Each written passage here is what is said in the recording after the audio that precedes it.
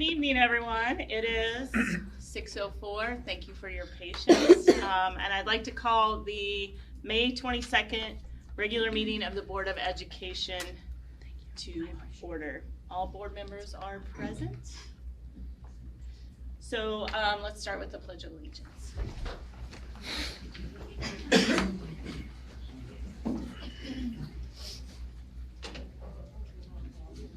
I pledge allegiance to the flag of the United States of America and to the republic for which it stands, one nation, under God, indivisible, with liberty and justice for all.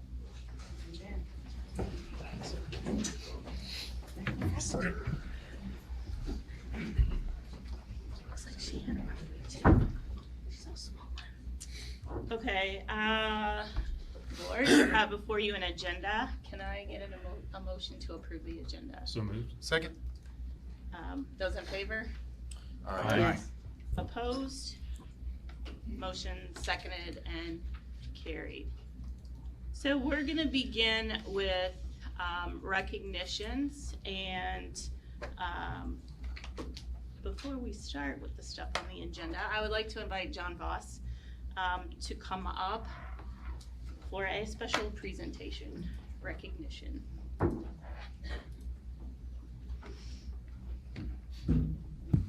Thank you very much. Dr. Glass, could I get you to come join me over here, please? You know, as a state representative, sometimes we get to do some not so fun things, and this is one of the fun things that we get to do. And I worked with Kristen Talent on a project that we codenamed Secret Project. And clearly had to come through other means of communication than the normal channels. But we did want to take just a few minutes to recognize Dr. Neil Glass. And so I have a resolution from the Missouri House of Representatives that I'd like to read and present to you tonight, sir. Whereas the members of the Missouri House of Representatives occasionally pause to applaud the career achievements of those individuals who are retiring from the field of education, and whereas the Cape Girardeau School District is losing a valuable member of its administration on June 30th, 2023, with the retirement of Superintendent Dr. Neil Glass, who has devoted many years of his life to the education of this state's young citizens through tireless endeavors as an educator. And whereas Dr. Glass has served as superintendent for 15 years in the Cape Girardeau School District, where he is held in high esteem for his overall competence and successful leadership. And whereas, deeply committed to the great cause of learning, Dr. Glass served as an assistant superintendent for administrative services and as a principal, teacher, and coach in neighboring school districts prior to assuming his responsibilities as superintendent of the Cape Girardeau School District. And whereas under the leadership of Dr. Neil Glass, the Cape Girardeau School District's graduation rate has improved by 6 percentage points, the annual performance report reached an all-time high of 96%, and 3 bond issues have passed. And whereas Dr. Glass has supported his profession by earning bachelor and master degrees from Southeast Missouri State University and a doctorate in educational leadership and specialist degree from St. Louis University. And whereas a recipient of the 2020 Missouri Association of School Administrators New Superintendent of the Year Award, Dr. Glass has also enjoyed recognition by serving on the Cape Girardeau Area Chamber of Commerce Board of Directors, the Cape Girardeau Public Schools Foundation Board, the Community Counseling Center Foundation Board, and as district chair of the Shawnee District Greater St. Louis Area Council for Boy Scouts of America. And whereas Dr. Glass will undoubtedly look back over his many years in the field of education and reminisce about many worthwhile experiences and special relationships with students, teachers, and staff while basking in the glow of a successful career now at its end.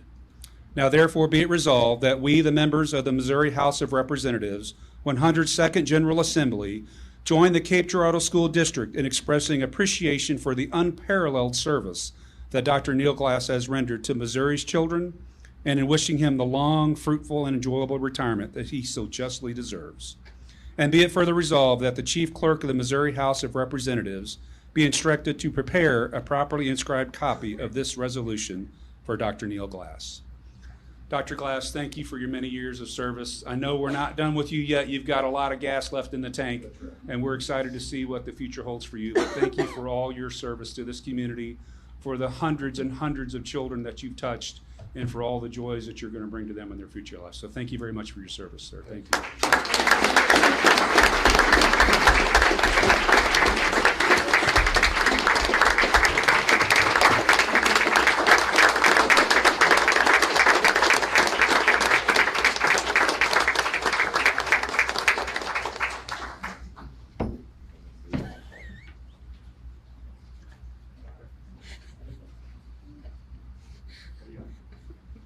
Missy, that was great.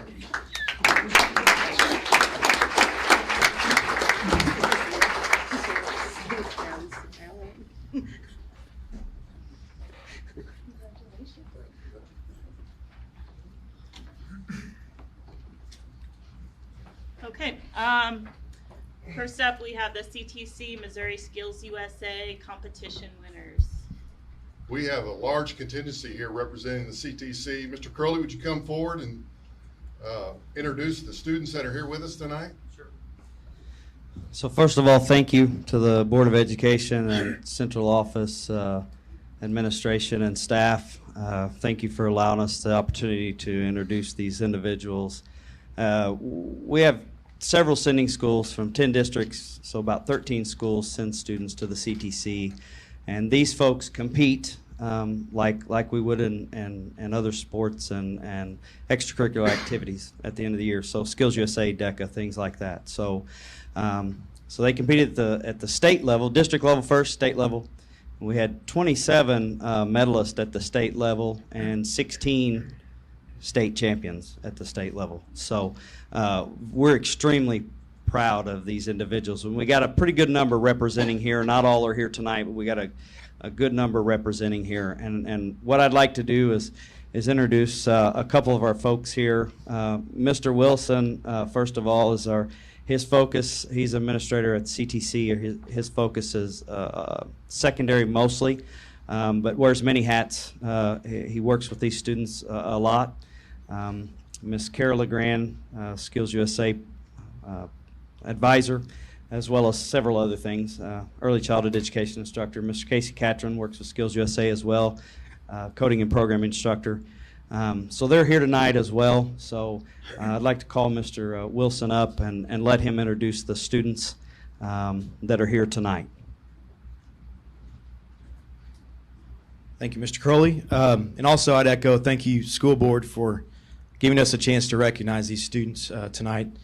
We know your time is valuable, but we love celebrating and bragging on our students. So, and thanks for your continued support. And I want to tell State Rep Voss the same thing. We see at the state level, Governor Parson was our opening ceremony speaker the last 2 years.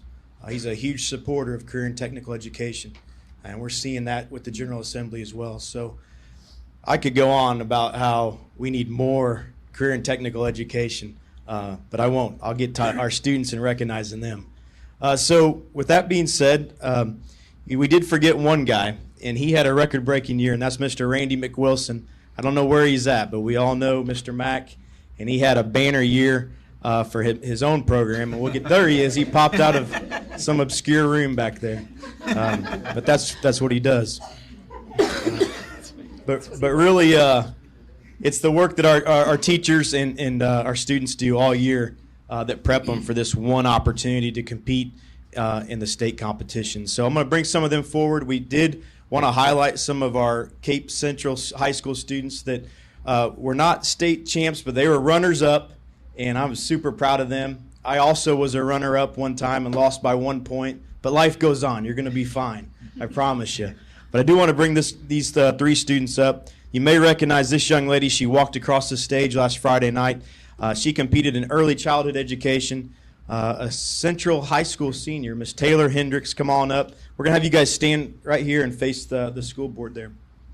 So Taylor Hendricks competed in early childhood education, and it's a one-person competition, which is a little bit different than a lot of them. A lot of them are two-man teams or three-man teams, and so She was a close second, and we actually finished first and second at Cape CTC. It's been a while since we've done that. I don't know if we've ever done that. So kudos to Miss LeGrand back there. The other runner-up, now the good news with these two is they're both juniors, so they're hungry going back next year, and hopefully they get that gold. Gabby Knupp and Scott Schnurbush, come on up. They competed in TV video and production and took second place. All three Cape High School students.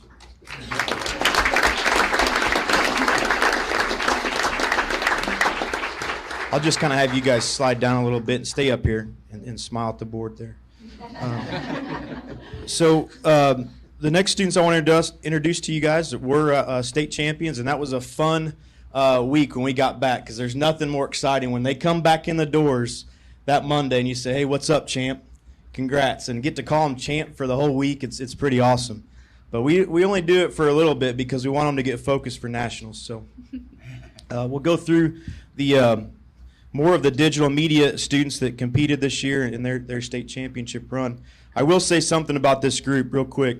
The coach and me always noticed when there's good chemistry in a team, and this group has it. You can feel it. You go into the classroom every day. You see them walk in the halls like they are a group. They're a unified group, and they feed off each other's positivity, their chemistry, their energy. And so usually as a principal, I'm not accustomed to like being invited around the students. They're not like, hey, Mr. Wilson, come join us. Usually it's Mr. Wilson, let's run and go the other direction. But this group, like they wanted you to be a part of what they had going on. And so, finally a long day at the state competition. I want to just relax and hang out at the end of the day. But they said, hey, Mr. Wilson, come join us. We're going to watch our movies, our commercials, our productions. Come hang out with us in the hotel room. And I was like, wow, this is really weird. Are they setting me up for something? So they were not. I go into this hotel room. This is a true story, guys. And the first thing I notice is the aroma of 20-some teenagers in the same hotel room. That was the first thing I noticed. But the second thing I noticed is they invited parents. They invited our other instructors. They invited me.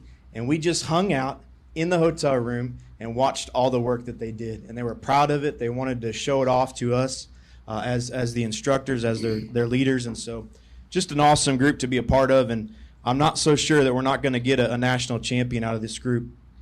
All right, so TV video production, we have Trenton Pickett and Samantha Brannigan.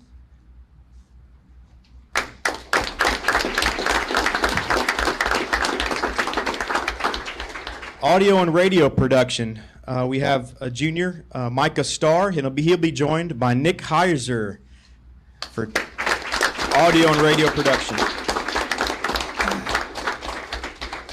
Digital cinema production. Now these guys, they are defending. They're back-to-back state champs, so they're making a return trip to Atlanta this summer. They're hungry, I can tell you. Jaden Butcher and Brandon Thurm, come on up, guys.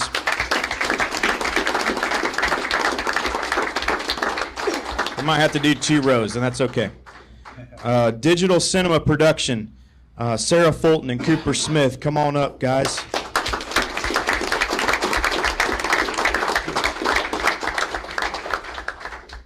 So their competition is really unique. It's not on the court. It's not on the field. What you'll see them do the night before their production is due, and I lived it last year in Atlanta. It was wild. They were up till 5 o'clock in the morning, and I had to supervise this.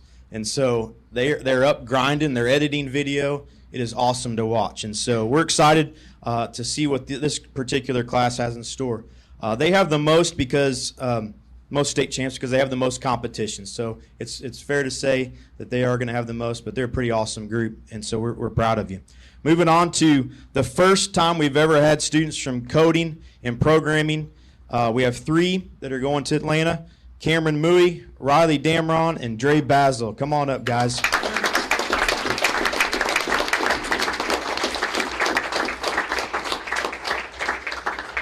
Interactive app and video game development is what they're going to be doing. Again, took home the gold at the state competition. I want to also introduce, did we have our late arrival make it? She was working, so I'll skip her. Maybe she'll make it. We've got 2 more here. EMT, 2 students that competed and are going to be representing us, Carter Winbigler and R.J. Rourke. Carter, come on up.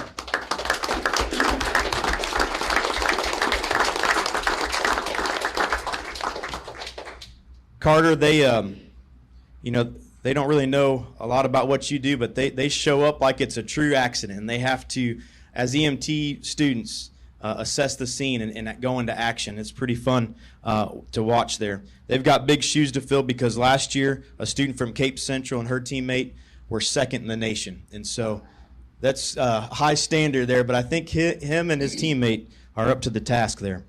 Okay, last but certainly not least, unless our other student makes it, will be Colton Ritter. I saved him for last because I wanted him, you hear me say they won and kind of some of the things they do, but I asked Colton Friday night after his graduation.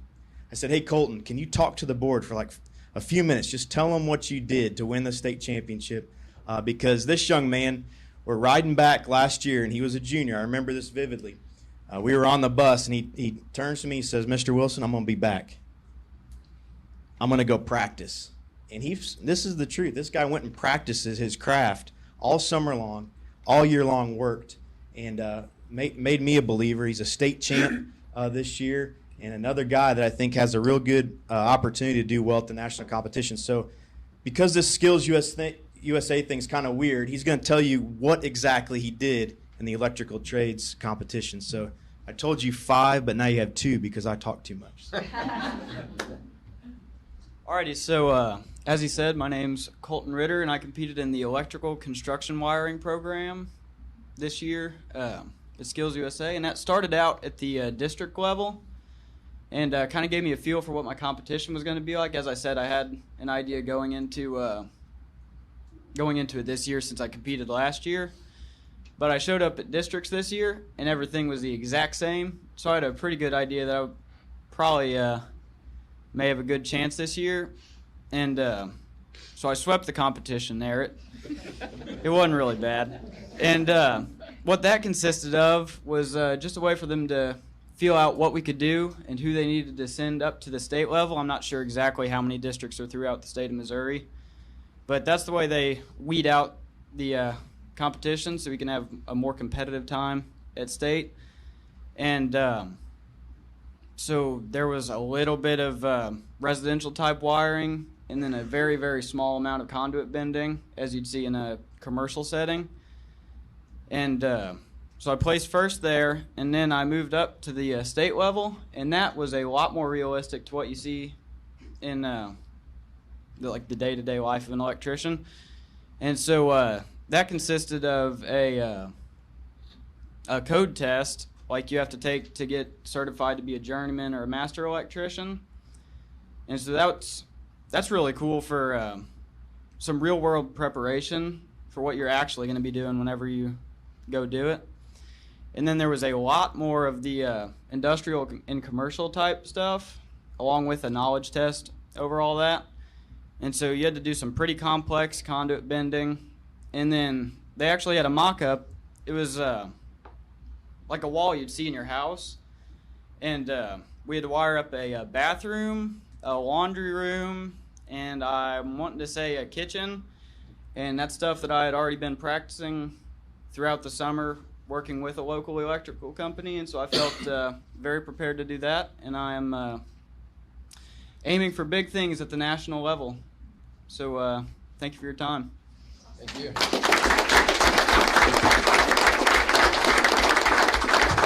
Okay, that's it. Do we get a photo op too, or was that just for Dr. Glass? Okay, turn around. Someone will take your picture there, guys.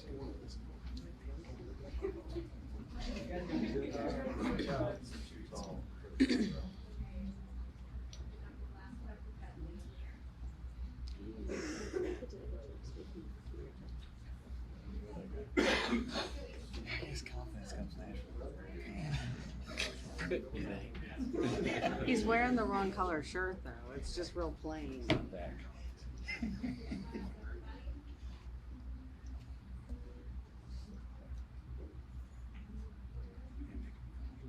I mean it. It was pretty impressive. No notes or anything. How many times did you practice it? Did you practice that with you? That was pretty good. Congratulations.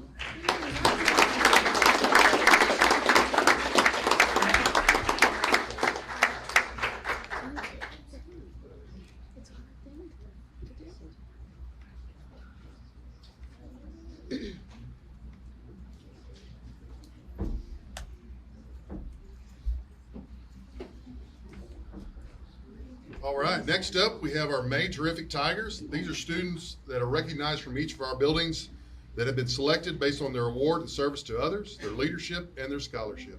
So as we call each student forward, if the parents would stand to be recognized, we'd appreciate that too.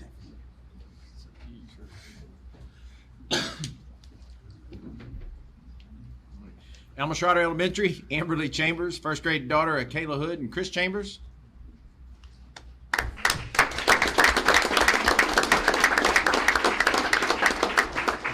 Amberly strives to follow the pillars of good character practiced at Alma Schroeder. She always has a smile on her face, a positive attitude, shows kindness to everyone, and helps her peers. Amberly is a wonderful example of an Alma Schroeder terrific tiger.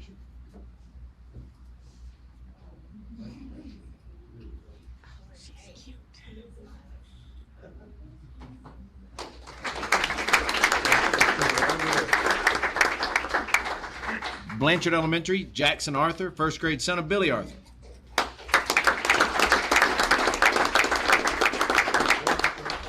Jackson is such a kind-hearted soul. He's the first person to make a hard day better for a friend. Jackson always puts forth his best effort in all subjects. He's grown so much this year at Blanchard Elementary, and we're so proud to have Jackson as a student.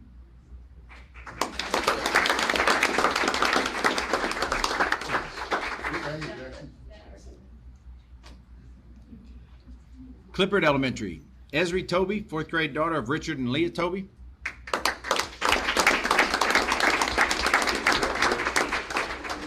Esri is an outstanding student. She's very respectful, kind, and considerate to her teachers and peers. She'll help whenever she can and is a friend to anyone and everyone.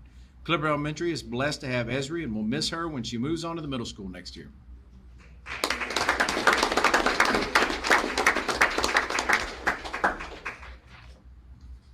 Franklin Elementary, Lance Lewis, third grade son of Danielle Williams.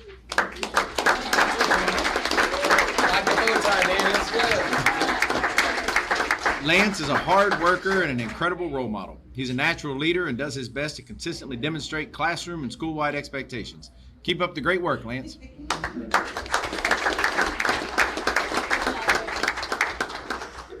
Jefferson Elementary, Aubrielle Barnhill, fourth grade daughter of Delreese Barnhill Sr. and Elizabeth Hinkle.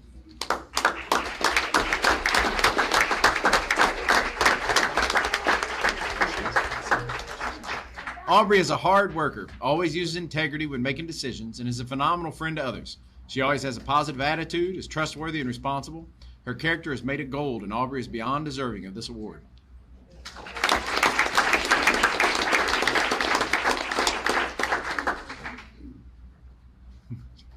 Central Middle School, Lauren Davis, fifth grade son of Mackenzie Huffman.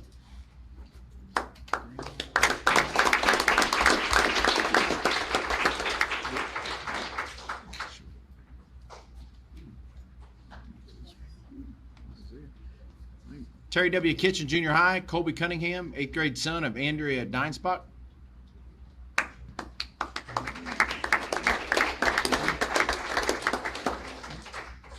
Central High School, Lindsay Caldwell, 12th grade daughter of James and Shelby Caldwell.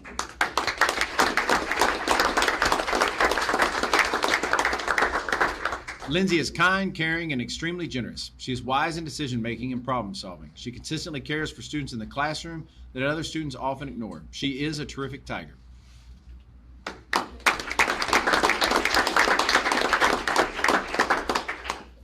Central Academy, Vincent Masters, 11th grade son of Jordan Masters.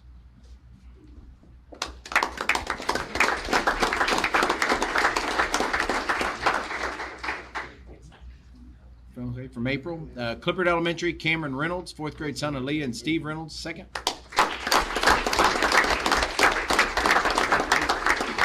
Cameron is a wonderful new addition to Clippard Elementary this year. He's polite and respectful, participates in class, and is kind to others.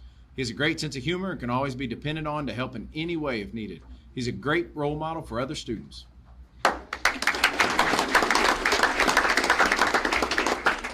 Central High School, Megan Maxton, 12th grade daughter of Jacqueline and David Maxton.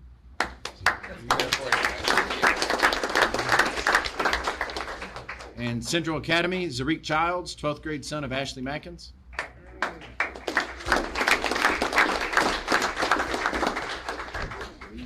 Casey? Yes, ma'am. Casey, was Lauren Davis's grandmother here to accept? I don't know. Okay, we paused for a moment. I didn't see anybody come up. Was Lauren Davis's grandmother here? Yeah, we certainly can. Okay, so we'll go ahead and read Lauren Davis. So, Central Middle School, Lauren Davis, 5th grade son of Mackenzie Huffman. So the CMS family has selected Lauren Davis for our May Terrific Tiger. Lauren has had more challenges than any other student this school year and still modeled what it means to be a Central Tiger. Lauren left school in October to start cancer treatments and was eventually moved into St. Jude Hospital. He was determined to continue his schoolwork. With the support of his classroom teacher, parents, and a wonderful St. Jude teacher, he's persevered through not only treatments, but the 5th grade academics. Lauren has demonstrated all the characteristics of Tiger pride. Not only has he persevered through his illness and his schoolwork, he continues to be kind, responsible, and always has a smile on his face. Even though he's not physically in our building for most of the year, he is part of our CMS family and has demonstrated what it means to be a true, terrific Tiger.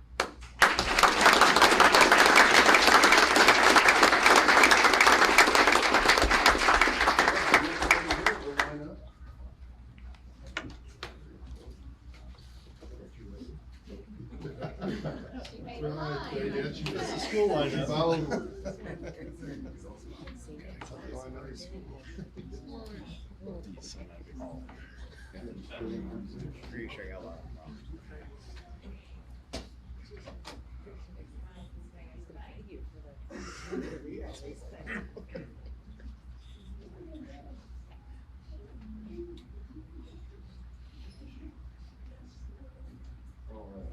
Congratulations. Yeah.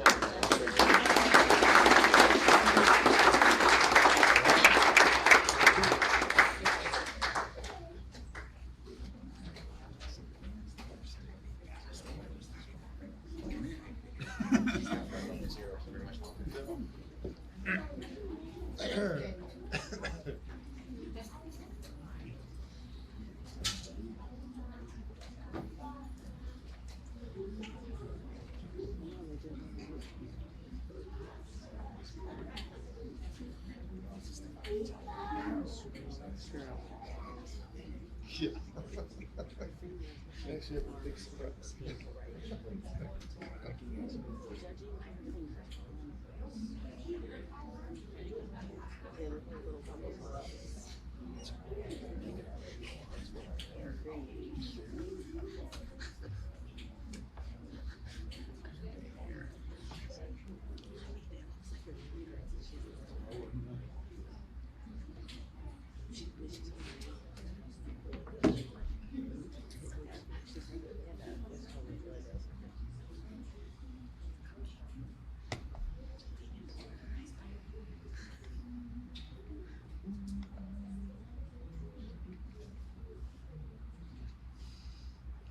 Okay, next on the agenda is information, proposals, or comments from the audience. We didn't have anyone.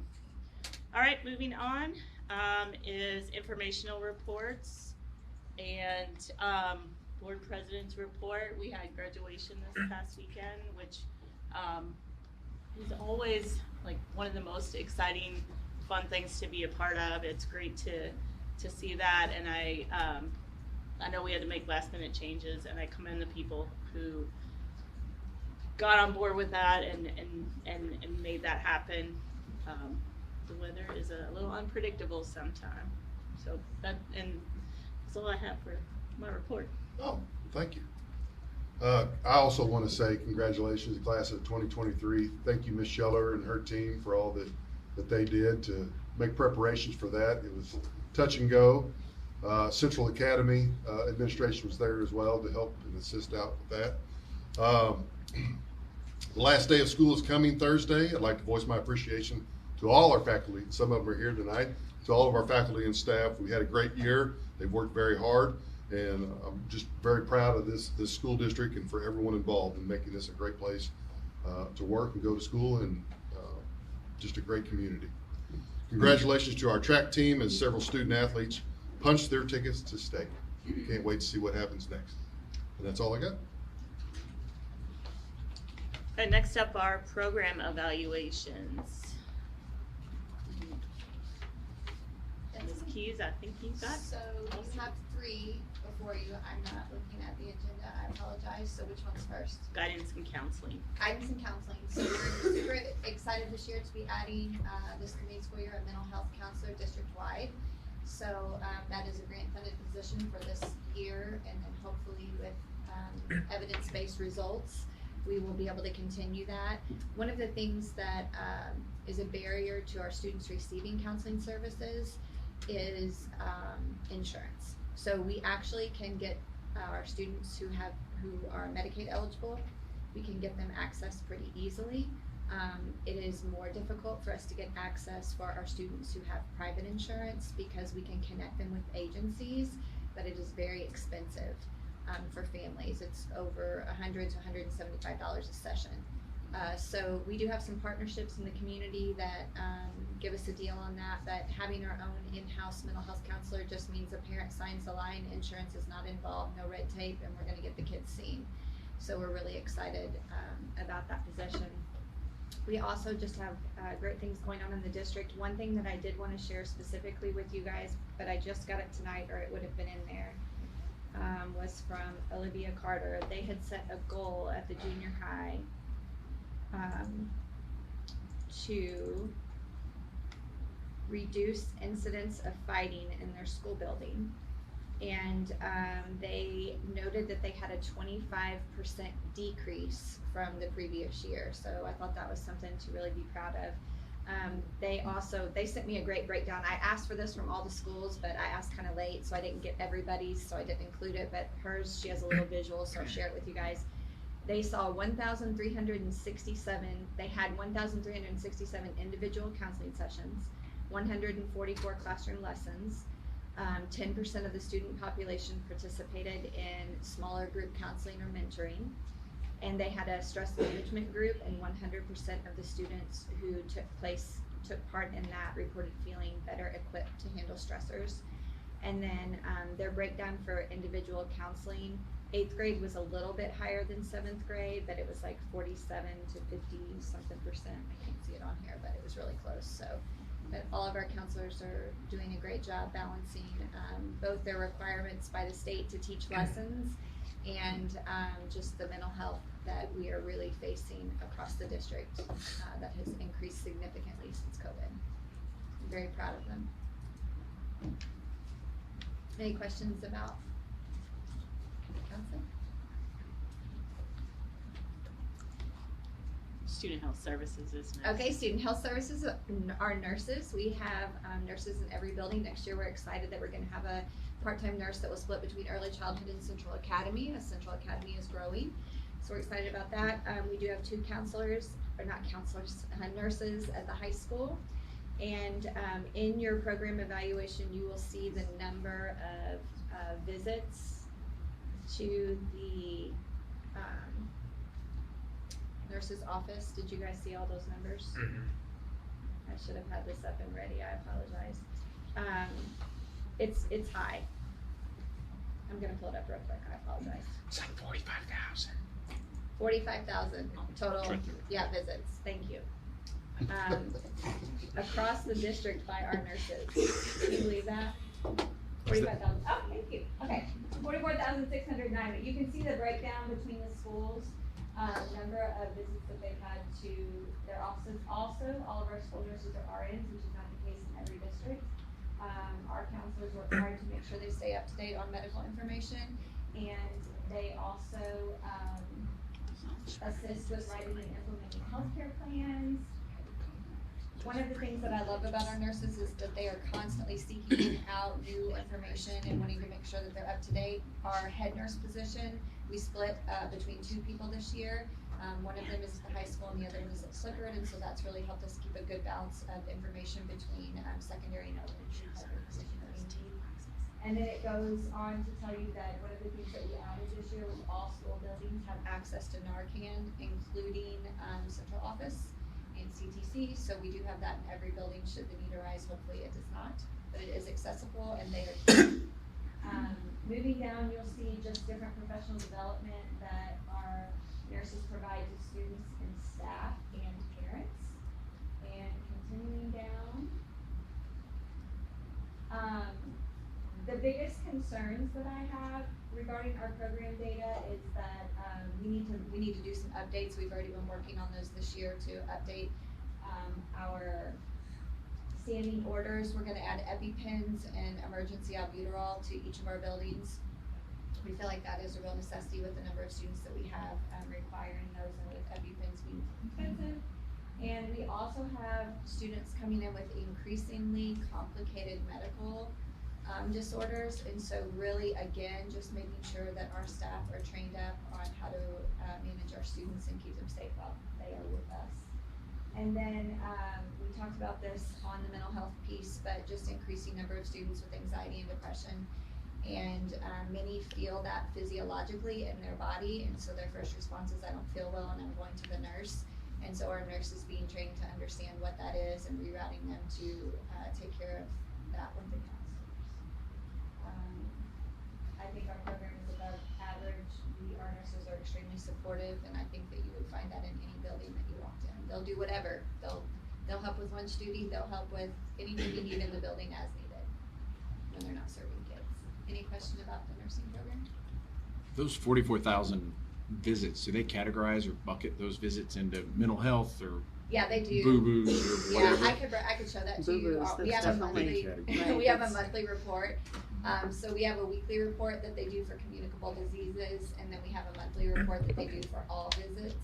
And so yeah, we get that breakdown every So month. you could look at that year over year, even too, or month over month, and Yeah, we use as see a where our litmus trends test. are. The nurses also meet once a month on early release Wednesday, and so they review trends and discuss, what do we need to be educating our students and parents on. If we're seeing a trend in a specific building, we'll put something out in a parent newsletter, reminding people to cough in their elbows. And just kidding. Just kidding. And good hand washing Good and timing. all of that as well. We do base that off the data that we get.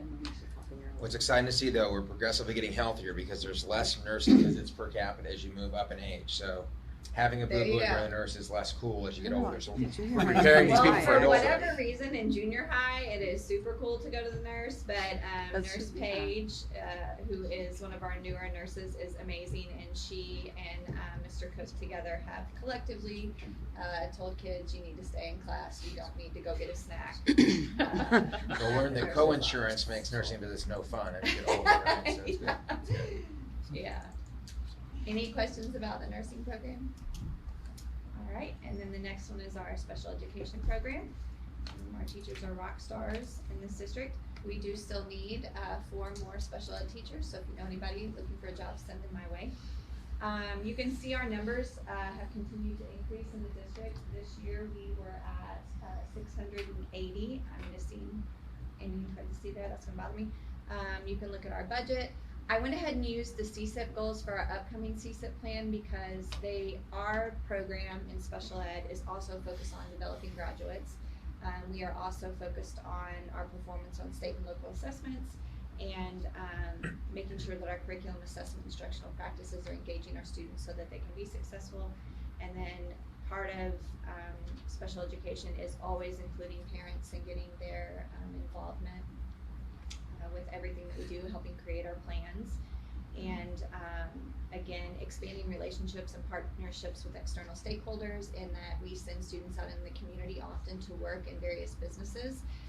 The coffee shop that's getting ready to open down the road, we're excited that several of our past students and current students will be working there. That's just one partnership that we have in the community, but we are really engaging stakeholders with our students. So you can kind of see our MAP test results there.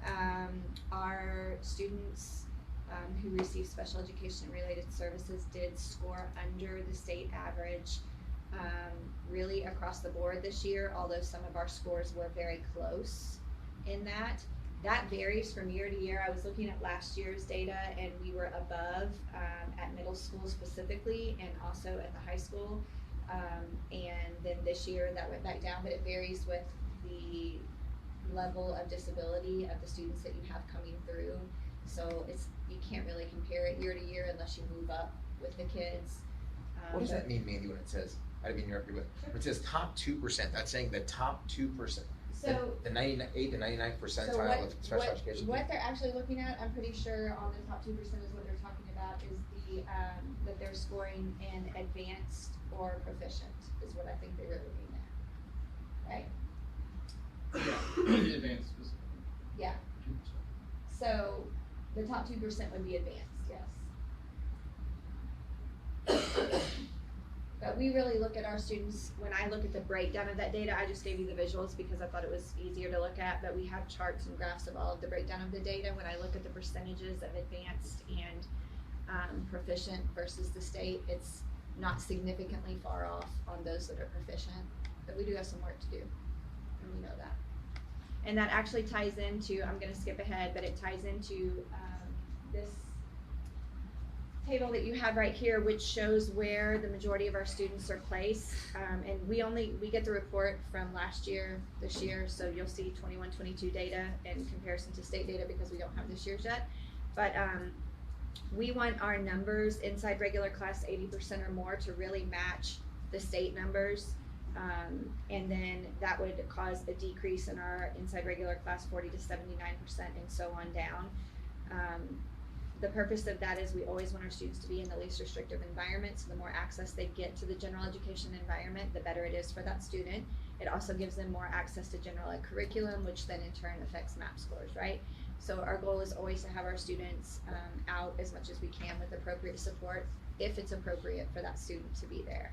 So that is something that we are working on as a district, and I kind of explained that below, that we need to increase regular education class access time for some of our students. We're working on that. Middle school and junior high specifically, we had great conversations this year about putting more students in our class within a class, which is co-taught classes, and providing more support so that our students can be successful, and we're excited about what that's gonna look like. What do you think drove that variance kind of getting bigger? Like, is it something that we're doing differently in terms of where we categorize kids, or? I would tell you that based on the level of disability of our students coming in, that we have students, which we talked about this earlier, that we're going to be adding teacher assistant positions. The reason for that is because we have students who require such significant assistance due to such significant needs that being in the classroom isn't always the best placement for them, nor may it be the placement that the parent wishes for them to have. So I would say that from 2021 to 21-22, we had an increase in our students with more significant needs, and this year we have an even bigger increase coming into K-12 from early childhood. So we're just going to get creative and make sure that we're supporting students like we should. Is that bigger increase from the fact that early childhood expanded so dramatically, so you're seeing a bigger group of kids coming through? Yes, but it also has to do with the fact that Cape Girardeau in particular provides so many outside agencies and support for our students with more significant disabilities that area communities don't. And so a lot of our students that are moving in are moving to Cape to access those services. But those are good questions. As you go down, I just talk about strengths. Our students with IEPs have 4-year graduation rates above the state average.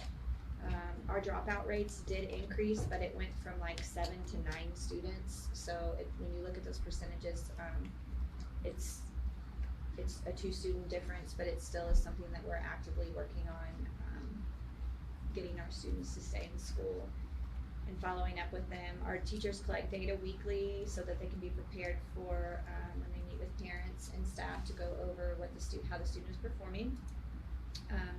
We do have parents. I get calls at least every other week about a parent that's wanting to move to our area because they've heard about our district and the services that we provide, as well as the outside agencies, and asking questions. And so I feel like that's a testament to the job that our teachers are doing.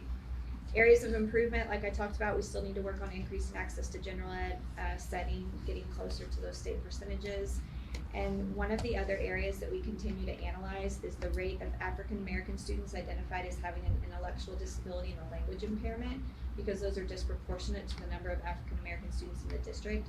So that is something that we are really digging into and making sure that any areas of qualification we're making are truly appropriate and meet the guidelines 100%, that it is not due to any other outside factors.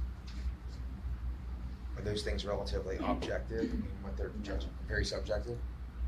they are very objective, sorry. I mean, you have to have an IQ of below 70 on more than one intellectual test assessment, and you have to have adaptive scores, at least 2 different assessments that are in the below average range as well. And then in addition to that, that has to match what they're doing in the classroom, so you have to have observational data that matches that.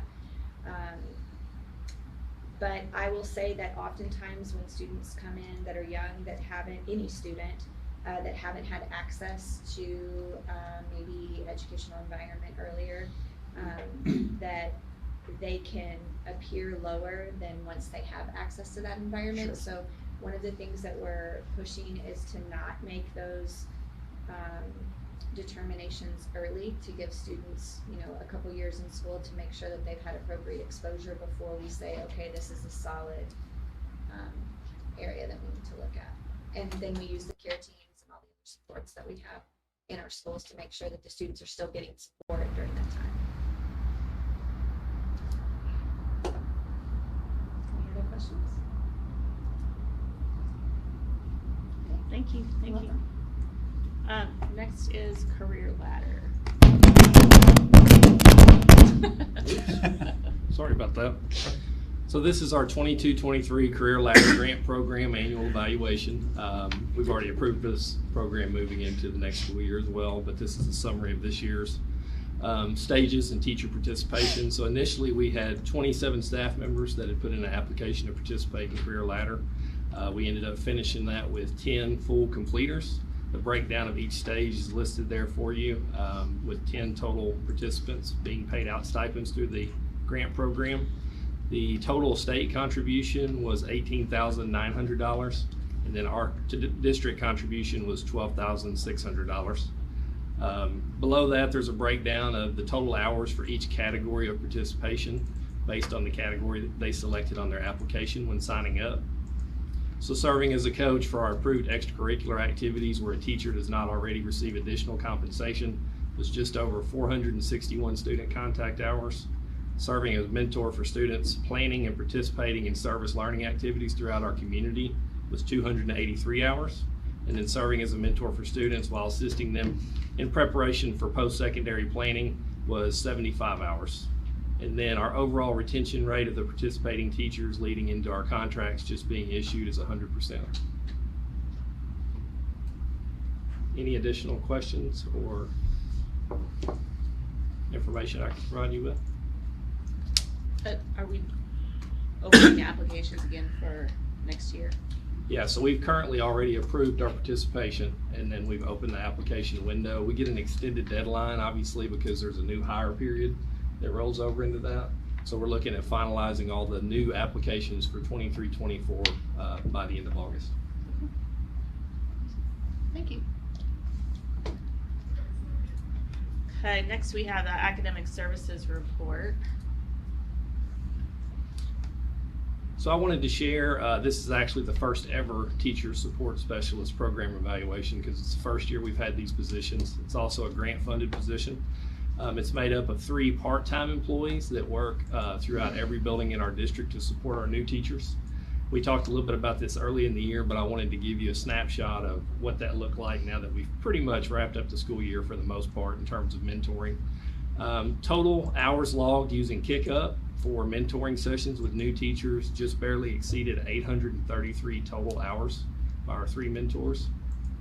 The type of teacher specialist support breakdown, the top 5 categories at least are listed there for you. I won't read all of them, but obviously goal setting could pertain to a variety of new teacher needs. So I think that's kind of the umbrella that encompasses everything.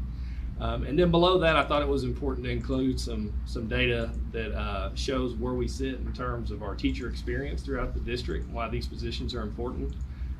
Career years of our teachers in the district, 148 of our certified teachers, making up 30.83%, only have between, this is their first year of teaching, up to their 4th year ever. And then when you look at that from 0 to 9 years, and you combine those percentages right there, that exceeds 52% of our entire teaching staff across the district. So I thought that was good data to see and see why it's important to support our early teachers. And then Mr. Tyler Lape, I believe he's here tonight. He was kind enough to issue a survey through CTA to kind of assess our first, second year teachers, mentors, mentees, get feedback on them. These were the questions he provided in the survey. And then the snapshot of the feedback we got from that was, even in the first year of participating in this type of position, 95% of our staff understood the role of the teacher support specialist, which I feel like that's important because they know where they can reach out for help. Check-ins with staff members varied based on the level of individual needs and support, but the majority of all those meetings were face-to-face, and I thought that meant a lot to the new teachers that they were there in the building visiting with them. 82% of the surveyed staff members identified specific ways that they had benefited them, which I thought was outstanding. And then how feedback on how we can improve the program included just reminding teachers of important deadlines as they typically get overwhelmed early on.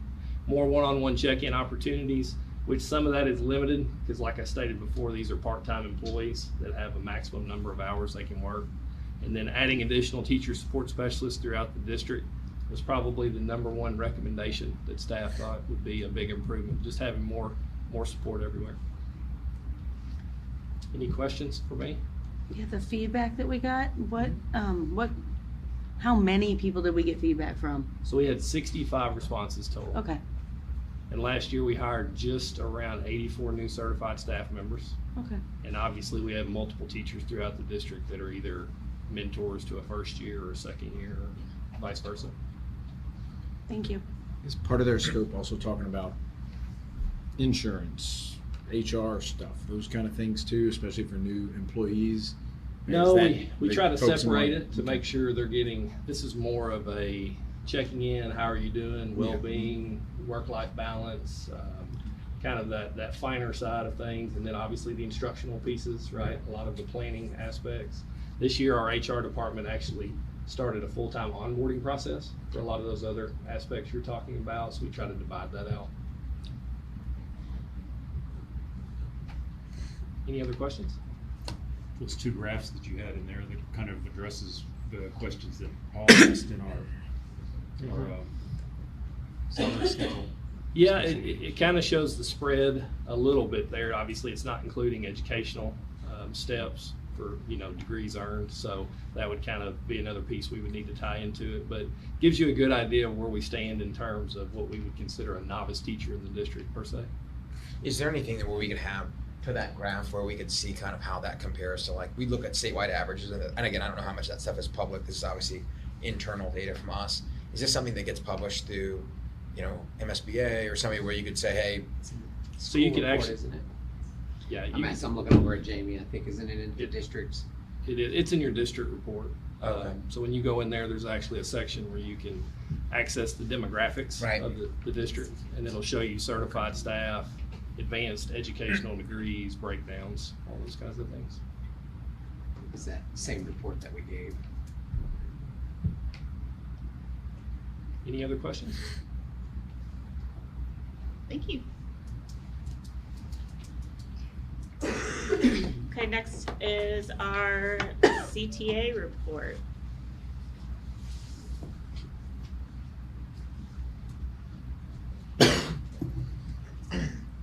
All right, good evening. So I have several pages here. I'd like to share some shout outs as we wrap up our school year for 22-23. At Alma Schroeder, Heather Randall is the student interventionist. She is always willing to help in any capacity. She is a wonderful communicator with staff and families and has built positive relationships along the way. She always has a smile on her face no matter how challenging her day has been. She is always willing to take time to listen and support others when needed. Even our therapy dog Maggie agrees. The SPED TAs at Alma Schroeder are amazing. They have a tough job, yet keep showing up each day. At Blanchard, Chelsea Gillum is a SPED para and frequently subs in other classrooms. She is also our PTO pres and does an amazing job. She also volunteered on her own time to decorate anyone's doors that wants it and goes above and beyond in creating them. We're so lucky to have her. Christy Jones works tirelessly ensuring the third graders are ready for map testing and have reviewed each skill. Tara Bova continues to organize and post events and is a huge it is a huge job daily. Paige Leathers has a huge heart for her students and works at making sure they are academically and emotionally prepared each day. Bethany Phelps has worked diligently on map testing prep and is a calm landing spot for so many. Sarah Nussbaum is a total rock star. She helps so much in the library. Right now she's working so hard getting our own copyright average down in the library. She pulls books on topics she knows I'm talking about. I'm so thankful to work alongside her every day. Lindsay Parker, Madison Heiser, Charlie Limber, Jonathan Compass, Coach, Bethany Phelps, Emily Smith, and Renee Shackles are so amazing for volunteering to help with our map assembly. So lucky and appreciative of them. Miss Cal for amazing and always creating the best art displays and other things for our school. Her ability amazes me. Our halls are filled with artwork and it brings so much joy. Miss Jenna is such a rock star with the students she works with. One in particular can be very physically demanding, and she does such an amazing job with them. She's always smiling. Miss Renee for making our whole staff tamales and bringing in special treats. Mrs. Pattengill for organizing all of our amazing teacher appreciation goodies. At Central Office, Kristen Talent for another awesome Oscars night. At Central Academy, to Mr. Payne and Mrs. Beggs for trying to build a strong connection with their students to recognize their strengths and help them to have positive outcomes. You both are amazing. At Clippard, Victoria Kizel has initiated several collaborative projects between Cape Girardeau Public Schools, SEMO, and even beyond our nation's borders. She is even pivotal in helping, or has been pivotal in helping our district start 2 different projects between SEMO and Cape EL team. Our one project is with the TESOL, if I'm saying that right, TESOL department, and the other is through the intensive English program at the university. Vintiza State Pedagogical University in Ukraine has worked with Victoria through Dr. Svetlana Kuzima to plan a virtual presentation on May 12th for former and current educators in Ukraine to learn about public schools in the United States, specifically Cape Public Schools. Victoria is presented across the state of Missouri to share her knowledge of English language department. She fluently speaks 5 different languages and is able to share her multicultural and multilinguistic experiences with other educators both in and outside of our district. Victoria has been and continues to be noticed across our state as a top-notch EL specialist. We'd like to give a shout out to the most amazing substitute teacher, Amy Slinkard. She is here almost every day and is willing to take on any class and task. We couldn't do it without her. At Clippard, our principal, Amy Immendorfer, is so incredibly supportive. Despite the many challenges that come with her roles, she handles each situation with grace and professionalism. She always has positive interactions with others despite what she may be dealing with. We are so blessed to have her as our leader. At CTC, Mary Koenig, for all the work and support given to our advisory board luncheon. Without her dedication and perseverance, it would not be possible. Mary Koenig, Lindsay Yunt, and the culinary arts students and staff at the CTC, they helped with a CTE luncheon. All of the displays about the different programs were very informative, and as always, the food was delicious.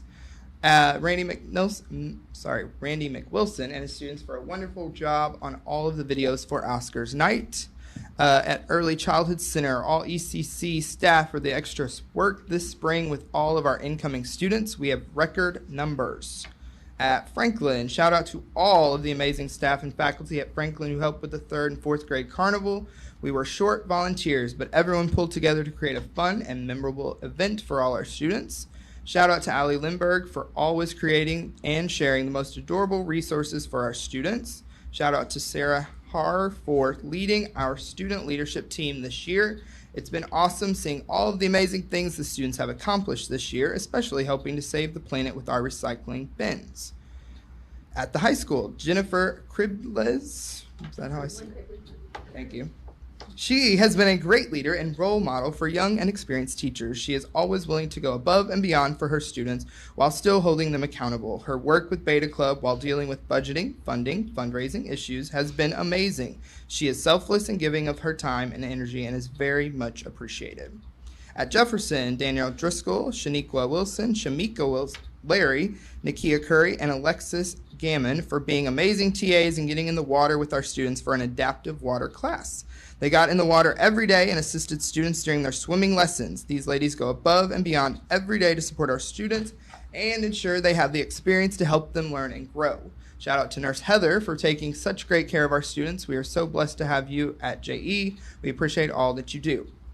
Shout out to all our Encore staff, Alicia Razor, Arthur Schaefer, Ed Londaway, Jenny Bittner, and Jennifer Austin for giving up their class time and helping out with swim lessons for our students this month. You guys rock. Way to go, Miss Chelsea Husky Boyd, for all of the hard work and organization she put into map testing protocols. At the junior high, Laura Gunn does an amazing job with her students in the cooking lab. She puts in so much time and effort to ensure the kids know how to read a recipe and execute it. Matt Miller, Jeff Sire, Matt Limer, and Ryan McKinstry deserve all of the congrats on their esports team. They work so hard for the kids to be successful, and it's paying off big time. They're headed to the state championships. At the middle school, Mr. Krosno, I felt welcomed immediately when I started here, and you have consistently made me feel valued here over the years. You walk in these doors and truly make a difference within our building, and I see you make connections with so many students, and you seem to pinpoint the ones that need you the most. I've never worked somewhere where I felt at home until I came here. I truly love coming to work. Middle school is one of the most challenging buildings in the district to take on because we get everything from every building in the district all at once.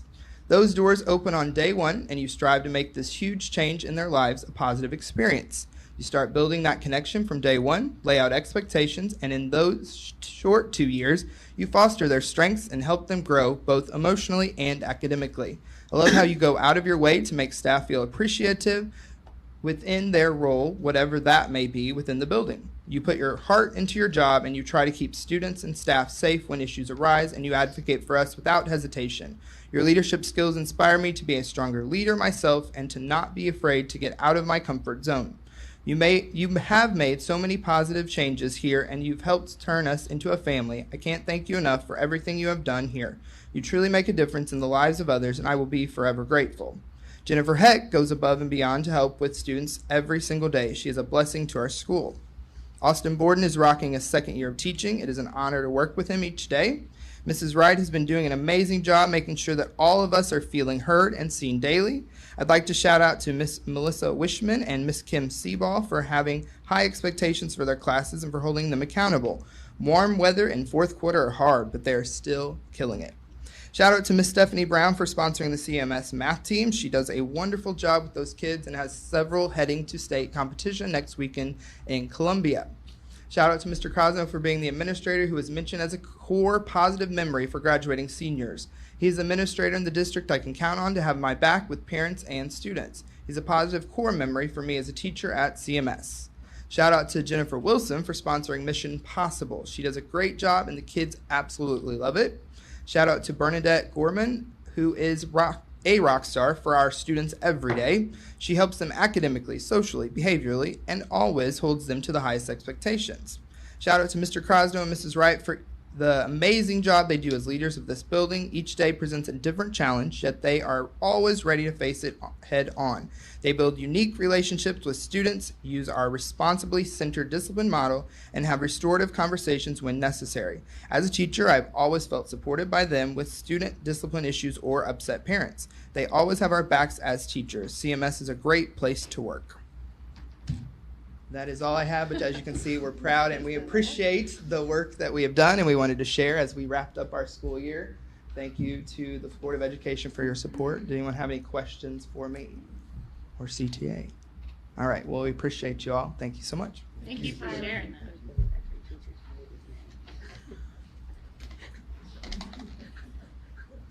All right, next we have our instructional technology update. No reports. No report. Treasurer finance report.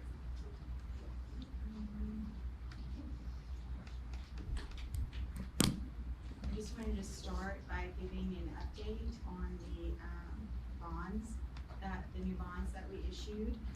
Last board meeting, you approved for us to issue 2023 general obligation bonds. That was a refinancing of our 2015 bonds. Total amount of bonds that were refunded were $7.9 million. 2023 bonds were sold at the new principal amount of $7,615,000. The interest rate for the 2023 bonds is 3.41. which was a total savings of $458,451. The final maturity on these new bonds is the same as the 2015 bonds, which is 2035. So wanted to just thank Lorenzo with Stiefel and Sean Flynn with Gilmore and Bell.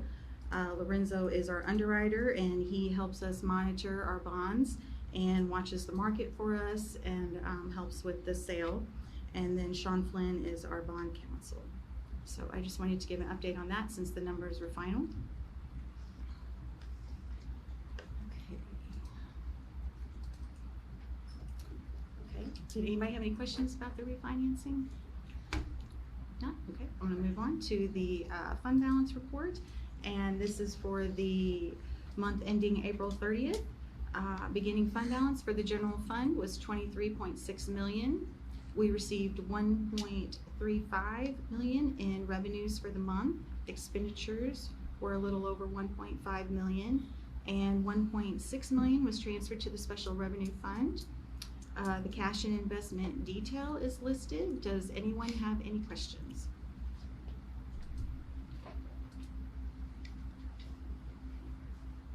Okay, thank you. Thank you. Thank you. And next is support services report. No report this month. You'll see a lot of items on the consent agenda, and then also business. Okay. District-wide athletics report.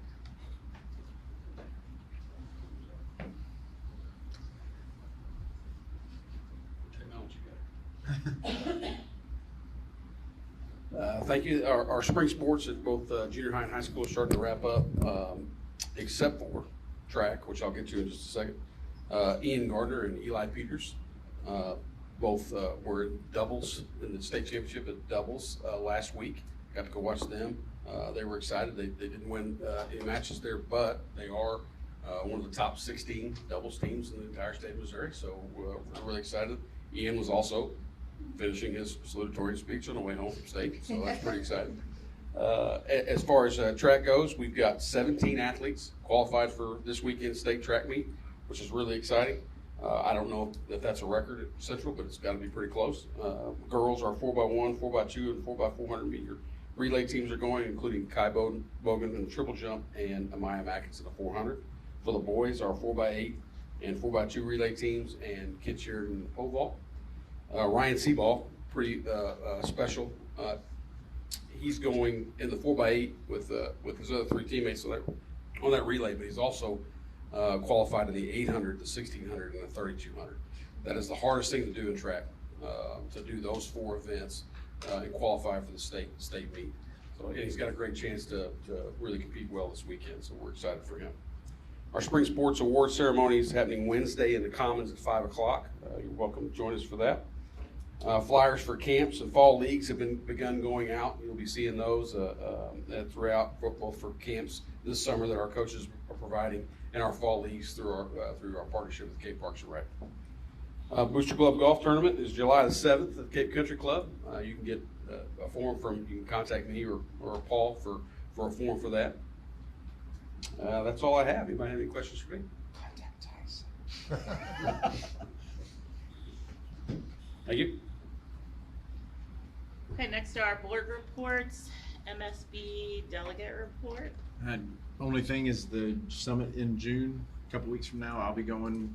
You're going down for some parts of it too. So it's all the excitement in that bullet point. Okay, and the legislative report. So the good news is the legislative session ended just a little over a week and a half ago, and fortunately for public education, they did not pass any detrimental bills through. The one thing that tied up so much time, or kind of prevented them from pushing anything through, was the budget. A week before the session ended, they finally passed the budget. A few things that impact public schools directly is they decided to fully fund the formula for almost $4.1 billion to fully fund the foundation formula. They added additional $347 million for transportation. They added $69 million for career ladder, that you were talking about previously. They increased, or they put money into the budget to increase teachers' base salary up to $38,000 minimum, which doesn't necessarily impact us, but it impacts a lot of districts across the state. They also added $20 million for teacher recruitment and a retention program. Be curious to see what is involved in that program. They also added $50 million in reimbursable school safety grants. These include training, physical security upgrades, technology, bleeding control kits, epinephrine, auto injectors, and automatic external defibrillators. I don't know if we have any plans on applying for any of those grants, or if we take advantage. We did, and we were not awarded any. There was only one district in Kent County, and that was Delta, that received, and then about 3 schools in all of southeast Missouri that qualified. It's kind of a double-edged sword. It was based upon resources those districts had and already implemented, and we scored too high on already having so many initiatives implemented that we didn't qualify for that. There is a second round, or a new round, that's coming out of $50 million, and I was on a Zoom earlier. Sorry. There's a another round of $50 million that's coming out. We were told later this summer, and hopefully that'll open it up to more districts, because we still have needs that we'd like to be able to get those resources for. And I touched base last month about the one bill that they call Protecting Female Sports. I think that was the one positive thing that came out of this legislative session, and that it limits female sports to true females, and that females, if there is not a, so if a girl wants to participate in wrestling, if they don't have a wrestling team of girls, then they can compete with the boys, but vice versa, the boys can't compete with girls. So hence the name, Protecting Female Sports. But other than the budget, nothing else was really pushed through that impacted education directly. Now all I have to do is have Governor Parsons sign off on everything, and we'll be fully funded for another year. So that's all I have. Thank you. The Cape Public Schools Foundation report, I will give that. We have given out over $13,000 in scholarships this past year. We've paid for field trips for Tiger Lilies, Junior High Girls Club, Air Force, JROTC, team building. We helped with end of the year play day events, as well as some families' emergency needs. And then last Monday, has it already been a whole week? We had a very successful golf tournament. We had the most people that we've ever, I'm pretty sure it was the most people we've ever had, most teams we've ever had sign up for that. So that, great weather, great turnout. That went really, really well. And then our next event will be the downtown scavenger hunt, which is end of August. Okay, moving on to the non-action items, the first reading of board policies. And I'm just going to read this. Most of the changes in the update are to comply with Senate Bill 681, which resulted in an extensive rewrite of state statutes concerning reading. Senate Bill 681 requires that districts recognize the second week of April as Holocaust Education Week, and the updates to policy IND comply with the new Holocaust education requirements. So first reading, we're looking at IGAB instructional interventions, and then I'm just going to flip through them. So the next one is IGC, extended instructional programs. The next one is IKE, promotion, acceleration, and retention of students. And then IL, assessment program. and then IND, ceremonies and observances. So this is first reading, just making sure that we all look through these, make sure that we're informed on them. Let us know if you have any questions. Okay, moving on to consent agenda items. Approval of consent agenda items. And this includes, I'll just read through all of these, right? Minutes of the previous meeting, April 24th, 2023, payment of bills, the board meeting dates for the 2023-2024 academic year, so make note of those. The resolution to elect new members to the MOSIP Board of Directors, the lease agreement with the City of Cape Girardeau, the Nutrition Services Dairy Products bid, the Nutrition Services Food and Kitchen Supplies bid, and the Nutrition Services Commodities bid. So can I get a motion to approve? So moved. Second. Discussion? Any discussion? Okay, all in favor? Aye. Those opposed? That motion carries. All right, moving on to new business. The approval for the bid of scoreboards at CHS. So the motion to be considered is to authorize the superintendent or his designee to negotiate the purchase on behalf of the board with digital scoreboards for 4 video scoreboards at Central High School for an amount not to exceed $417,000. Do you want me to read the rationale? Should I read that? Okay. So, can I get a motion for this? Second. Discussion? So the foundation board decided to take this on. It's one of their fundraisers they do. They try to raise money for the foundation through advertisement on the scoreboards. Mr. Crowell's probably the expert on these scoreboards. But from a school district standpoint, we've got a lot of excess fund balances that we could fund these scoreboards for the foundation with an agreement through the foundation that they would pay it back over time instead of the foundation going out and taking a loan on this and paying whatever 6, 7, 8%. So I thought it prudent to bring it to the board to discuss, but I think it's a great idea. The foundation's willing to pay over a length of time, 5 to 7 years, to pay this back, and basically the school district's the lender on this. Of course, it serves our district both with basketball scoreboards and with football scoreboards. And we'll go ahead, Josh, if you want to elaborate on the scoreboards themselves. Sure. So myself, Tyson Moyers, Andy McGill, and then several foundation board members, we've been studying this for, well, it's been at over a year and a half.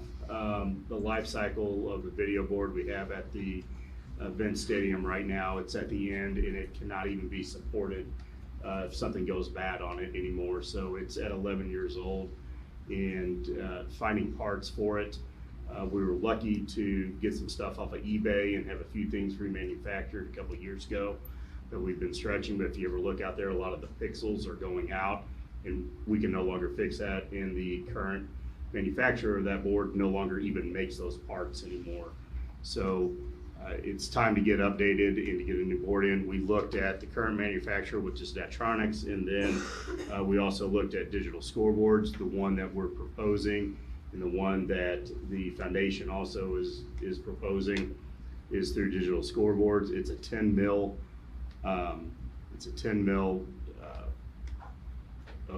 clearancy or pixel count, where basically it's equivalent to Busch Stadium.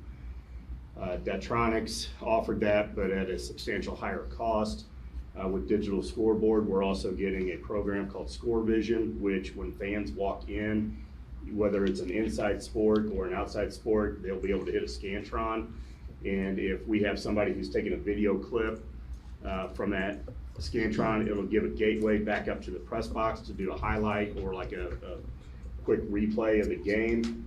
It'll go under a 10 or 15-second review up in the box to make sure it's appropriate to show up on the video board. But it'll show those highlights. So if somebody's on the sideline and they get a great, 1-2 action take place, they can send it up. It'll be quickly reviewed and then shown in broadcast. So if we have kids in the jungle that are cheering, or somebody gets a dunk in a basketball game, or a spike in a volleyball game, or whatever it may be, we can instantly show those replays. But it also will capture all of that for highlight videos if we want to make our own highlight videos. Where this also parlays into is a class that we're developing at the high school, a sport management class, where kids are going to learn how to operate these scoreboards, learn how to operate the controls, all with adult supervision and understanding, and put out a really neat product. The neat thing about this too is we're getting time clocks put in all of our locker rooms with this.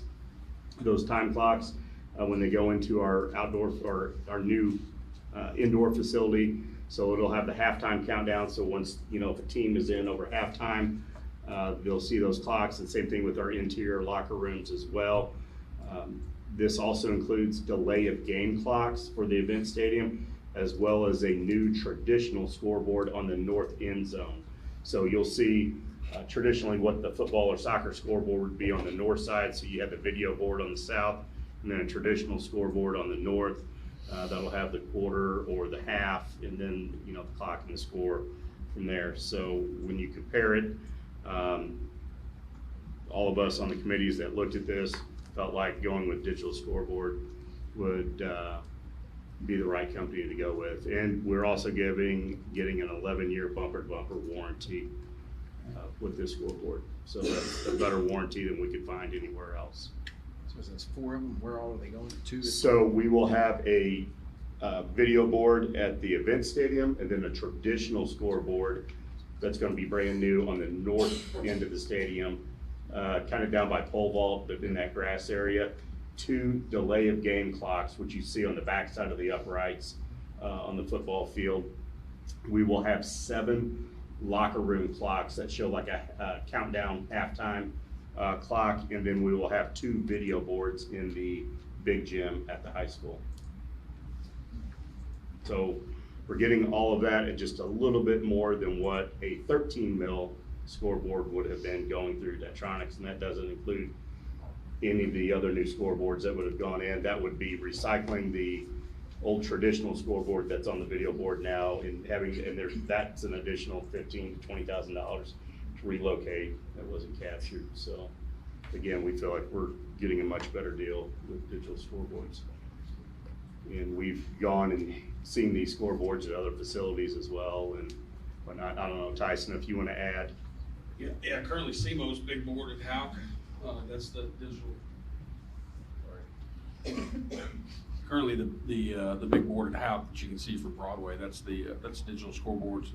Notre Dame just put in 5 boards at 4 venues. All of their boards are all this same digital scoreboards company. So it's the biggest thing that we found in talking to companies that are using them that we were concerned about was service. And bar none, best service in the industry from the people we've talked to. So we're pretty excited about that part of it. If you want to talk more about the marketing plan that they bring to the table as well to market this. Part of the deal when you work with their company is they provide you a marketing plan that you can go out and sell to your businesses for your advertisements on the board. I mean, the idea, just like it was with the original scoreboard, was to pay for the boards with the advertisements that you run on those boards. The nice thing is we're close to the interstate. The football board can stay on. I know some of you have probably noticed when you drive by Houck Stadium, the Red Hawk is constantly turning. But you leave those boards on. These are LED boards. They're not. You don't have to turn them off. So literally, we can capture advertising dollars from the stadium board as people are going down the interstate. And one of the things that we're looking at doing too is placing backing on all of the scoreboards that are outside, and we can put lack of a better term, like a billboard on the back of those that we could have permanent advertising placed on that as well too. So just from the dealings we've had over the service, the actual software is light years ahead of what we've been using. And then, like you said, the capture tools and the social media tools that you can use on those. The score, this company was really far above. In the service part, they have actual human service late into the night. So if it's 7:30 at the middle of a game and something goes down, you're actually not, you're talking to another person, or if they need to get into your system and reboot it to get it going again, you have that access where we have not had that previously. Nobody wants a game clock to go down in the middle of a game, and so we'll have access to that as well.